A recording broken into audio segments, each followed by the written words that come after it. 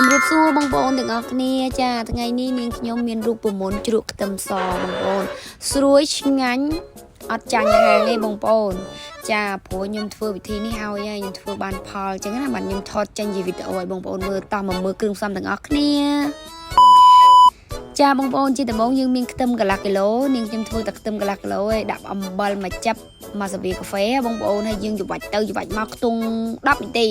យើងនិយាយអញ្ចឹងហើយយើងខ្ញុំក៏យកទៅលាងទឹកកូរច្បល់ទៅច្បល់មកបើកទឹកច្បល់ទៅច្បល់មកណាបងប្អូនហ្នឹងហើយអញ្ចឹងហើយយើងក៏ស្រង់មកយើងលាងម្សៅទៀតកុំឲ្យវាប្រៃព្រោះមិញយើងច្របាច់ឲ្យវាទន់ណាអញ្ចឹងហើយយើងក៏ទៅទុកម្ដុំសិនទៅបងប្អូន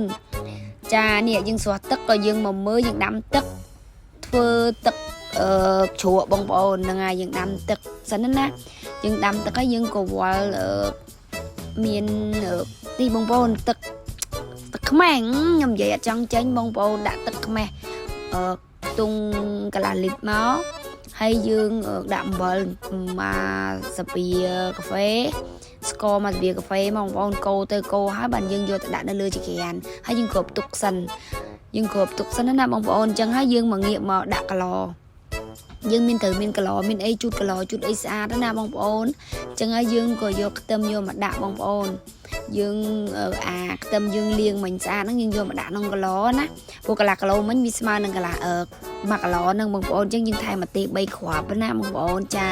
អញ្ចឹងទឹកយើងក៏ពុះហើយយើងទុកមកស្ទុះសិន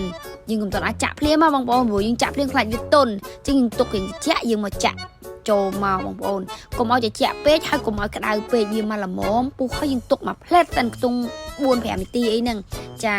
នេះយើងដាក់គីឡូហើយយើងចាក់ទឹកមាញ់ចូលហើយយើងកំពុងគ្របទៀតមកស្ទុះចាំយើងគ្របហ្នឹងហើយមកស្ទុះយើងគ្របមកបងប្អូននេះរយៈពេល2ថ្ងៃហើយយើងយកដាក់ក្នុងទូទឹកកកឆ្ងាញ់ណាស់បងប្អូនអរគុណជម្រាបលាបងប្អូនទាំងអស់គ្នាដែលតាមដានវីដេអូនេះខ្ញុំពីដើមដល់ចប់បងប្អូនជួយ follow page